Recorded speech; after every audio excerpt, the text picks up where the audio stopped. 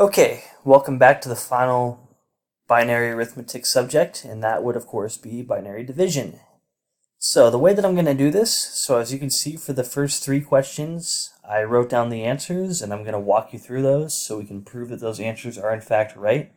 And then toward the end of the video, I'm going to cut you loose to try 19 and 20, and then we'll come back and compare our results.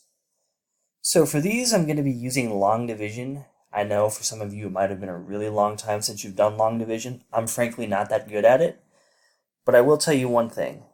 The process is exactly the same as it is in decimal, and some more good news is it's actually a lot easier when you're just working with 1 and 0. So let's go ahead and get right into it.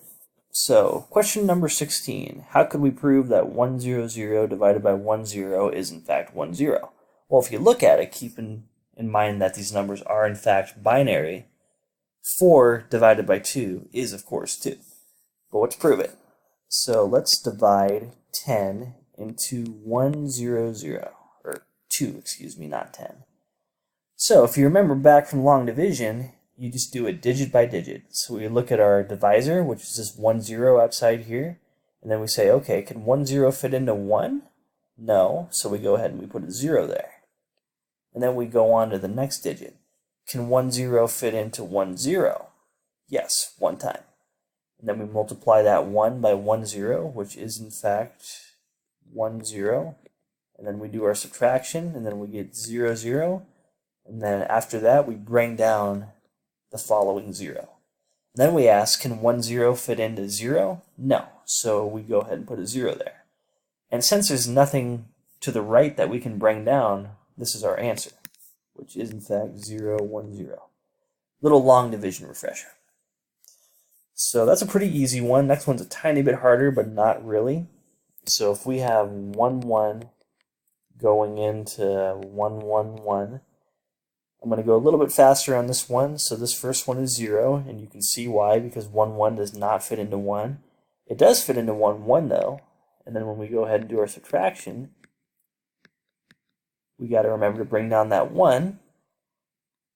And then we ask, can 1, 1 fit into 0, 0, 0, 1? The answer is no. So we go ahead and we put a 0 there.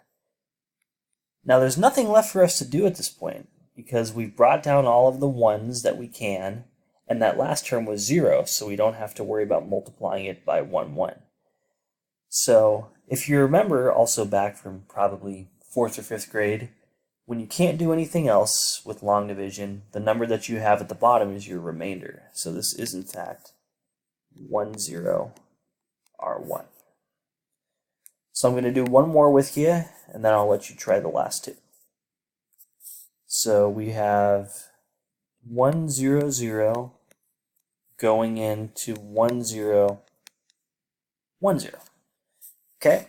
So as you can see for these first two, they're going to be 0 because 100 does not fit into 1, nor 10. It does fit into 101 though, one time.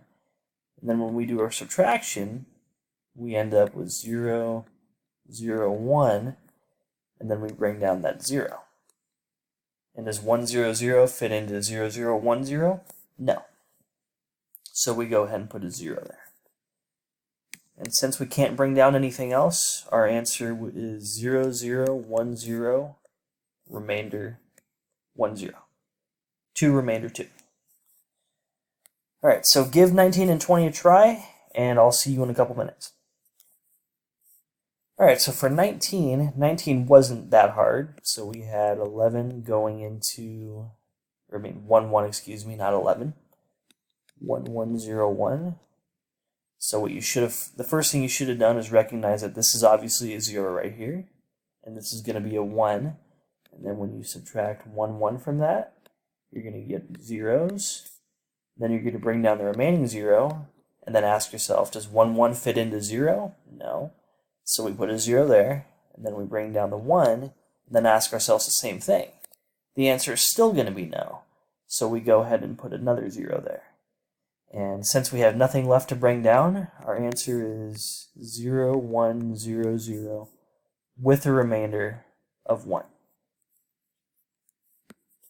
All right, now 20, there was a lot of room for error because it's a bit longer of a problem, but the steps are still exactly the same.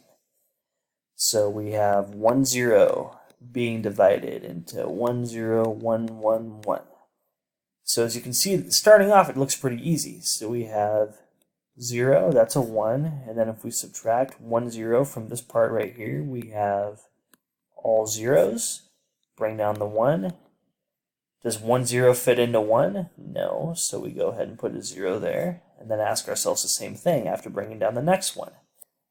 Does 1, 0 fit into 1, 1? Yes, one time. 1 times 1, 0 is 1, 0.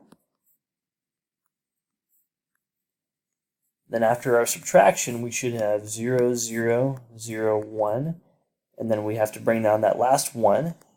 Then we ask, does 1, 0 fit into 0, 0, 0, 1, 1? Yes, it does, one time. And then we do our multiplication and subtraction one more time, so we've got 0, 0, 0, 1, 0. And then if we subtract these guys, these are zeros, that's a 0, that's a 1. And since we have nothing left to bring down, our answer is 0, 1, 0, 1, 1 with a remainder of 1. So there you have it, binary division.